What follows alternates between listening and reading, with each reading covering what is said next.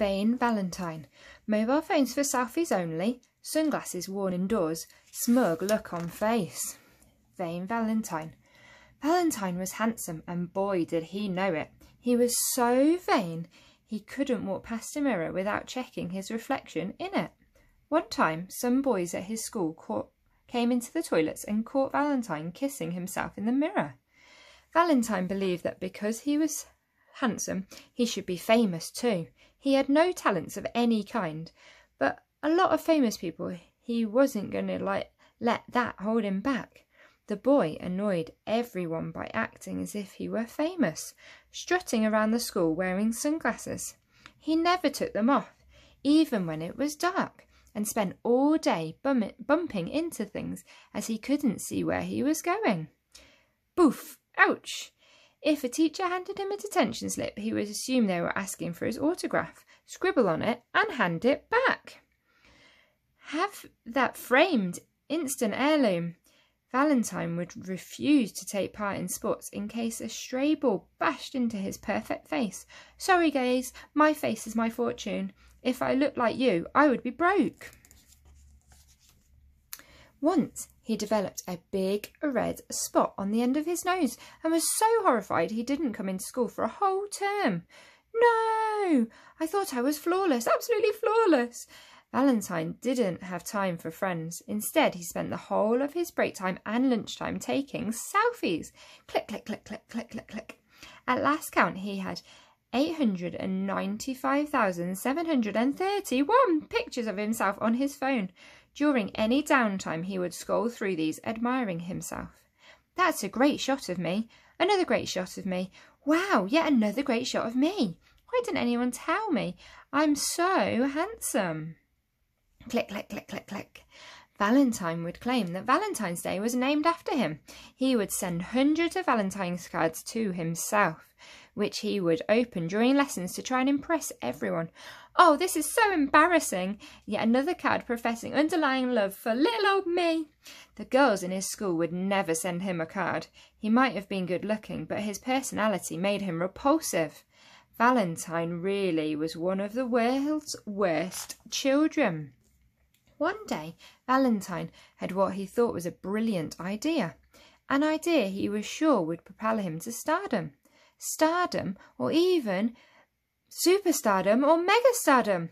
He would enter the record books by setting a new world record for the biggest game of kiss chase ever.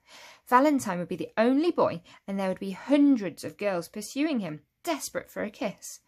Just the thought of it made him smirk, the smirkiest smirk that had ever been smirked.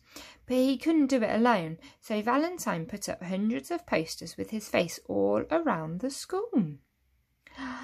What Valentine didn't know was that none of the girls in school wanted to kiss him. In fact, they found his vanity loathsome, and he was a complete joke. The pretty girls only, please, part made them loathe him even more. The smartest pupil in school was named Emmeline. As soon as she saw the posters go up, she spread word around the school that all the girls should meet in secret, as she had a plan that would teach this idiot boy a lesson. So the poster says, "Girls, this is your chance of a lifetime to kiss the handsomest boy in the school, if not in the world. Valentine, of course. Meet me in the school playground on Friday at 4 p.m. for the world's biggest game of kiss chase. Pretty girls only, please." Ooh. The next morning, they all gathered in the sports hall before lesson began. Emmeline climbed onto the gym box so she could address the crowd. "Sisters," she began. Emmeline had a slight lisp, which only made her sound brainier than she already was. "I am sure you've all seen the disgusting posters Vain Valentine has put up all over the school." There was a chorus of "Yes," followed by some loud booing. "Boo! Boo! How dare he write pretty girls only? Every single one of us, no matter what we look like, is beautiful." There was a huge cheer from the crowd. "Hooray! And we must teach this revolting creature a lesson." "Yes, yes, yes," went the crowd. "But how?" asked a girl at the back named Sylvia. He wants a kiss chase, so let's give him a kiss chase." The girls looked at each other and began to murmur. How would that teach Valentine a lesson? Emmeline smiled. She knew what was coming. Let's chase him all the way out of school. Yes! The girls broke into wild applause. With any luck, he might never come back. Emmeline pounded upon her plan and swore all the girls to secrecy. On Friday afternoon, just before 4 o'clock, Valentine made his way to the playground. There he was met with the official from the World Records Book. She was a stern-looking woman dressed in a blazer and a skirt, holding a clipboard. Things got off to a frosty start. "Hi, babes," said Valentine, bounding up to her. He lifted his dark glasses. Yes, it's really me, Valentine, glorious. Yes, that really was his surname. "My name is Miss Pankhurst, Mr. Glorious," replied the lady, "and I am certainly not your babe." The boy was taken aback. In his head, every female on the planet adored him. "I said babes, not babe." Well, that is not only patronising, but also grammatically incorrect. Now, where are all those girls for the world record attempt? You can't do a kiss chase on your own. Valentine looked around the empty playground. "Don't worry, babes. I mean, Miss Pankhurst. All the chicks." The lady gave the boy a filthy look. Valentine continued to dig himself deeper. "I mean, honeys? No, dolls? Chicks. Why don't you just call them ladies, Mr. Glorious?" "Ladies. I never thought of that. Yes, all right. Then, my ladies." Miss Pankhurst shook her head as the young ladies in the school marched onto the playground, led by Emmeline. A smug smile spread across Valentine's face. This was his dream. Not only were hundreds of girls going to chase him for a kiss, but he would enter the record books and become a star. Valentine studied the crowds, and his smile turned to a scowl. "I did say pretty girls only." The girls all tutted their disapproval. And a truly despicable child he was. Miss Pankhurst rolled her eyes and took over. "Right, ladies, if I could have you all standing behind that white line there, please. Thank you so much. This is the world record attempt for the largest ever kiss chase. The current record holder is pop star Mr. Brad Brattus, who was chased by 317 of his fans after his concert in Las Vegas. They chased him all the way to the Grand Canyon, where he plummeted to his death, which was a sad day for Mr. Brattus, but not the people of the world, who will not miss Mr. Brattus' smug little face and annoying songs. Still, it is up to this point the world's largest recorded kiss chase. I have counted 342 young ladies here today, comfortably clear of the current record. Mr. Glorious, are you ready?" "I think I have a hair out of place," said Valentine, stroking his fingers across his head.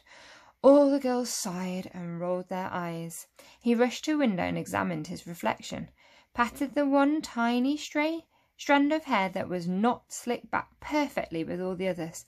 Then he took the opportunity to smooth down his painstakingly plucked eyebrows. Finally, he winked at himself and smiled before saying, "It's such a shame I can't marry myself." Emmeline mimed throwing up, which greatly amused the other girls. They all laughed. "Shh," hissed Emmeline, not wanting Valentine to know they had a secret plan. "Right, I am ready, baby," announced the boy.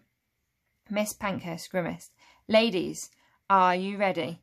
"Yes!" They all chimed in together.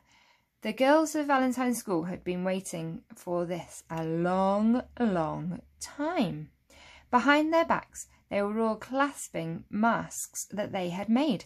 Every single one of them was of Valentine.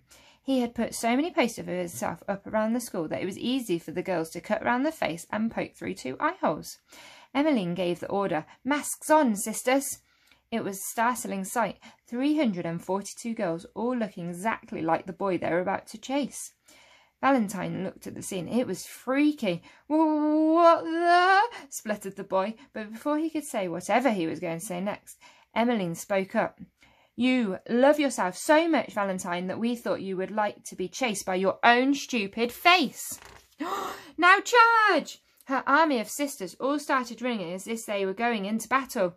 "No!" no!" screamed Valentine, and he started fleeing desperately across the playground. "Help!" he cried, but no one came. Instead, hundreds of feet came pounding towards him. He passed a puddle. Valentine couldn't resist stopping to check his reflection in it. Even though his face was streaming with tears and snot, Valentine still commented on himself. Perfection. Unfortunately for Valentine, this stop to admire himself would prove to be his undoing. Together, the girls of the school heard the power of a herd of stampeding wildebeest. Vain Valentine was trampled underfoot. "Stop!" ordered Emmeline. But it was too late. The boy had been flattened like a pancake. The crowd parted. The girls took off their masks to look down at what they had done. "Oh no!" said Emmeline, full of sorrow. "I think we've killed him." "Still, on the bright side, you have a set of new world records for the flattest boy ever," added Miss Pankhurst. Silence descended upon the playground like thick snow. "So, am I going to be in the world record books?" came a voice. "Am I going to be even more famous than I already am? And I am already very famous." It was Valentine. The flattened boy rose slowly to his feet. He was now as tall and as wide as a house. "That is great news." Yes, replied Miss Pankhurst. "I feel a bit strange," said Valentine. "But do I look strange?" No, muttered everyone unconvincingly. Like a sail, he wafted over to the classroom window to take a look at the reflection of himself. His face now resembled a dinner plate. In the centre was a squash nose, and his eyes were now a skip away from each other. Valentine studied himself for a moment. "Still got it," he said. All the girls looked on, open mouthed in shock, as he billowed off. "I hope for his sake there's not a gust of wind," remarked Emmeline, "or he might take off like a kite." Ha ha ha ha ha ha ha. They all laughed. That was a good story. I hope you enjoyed it.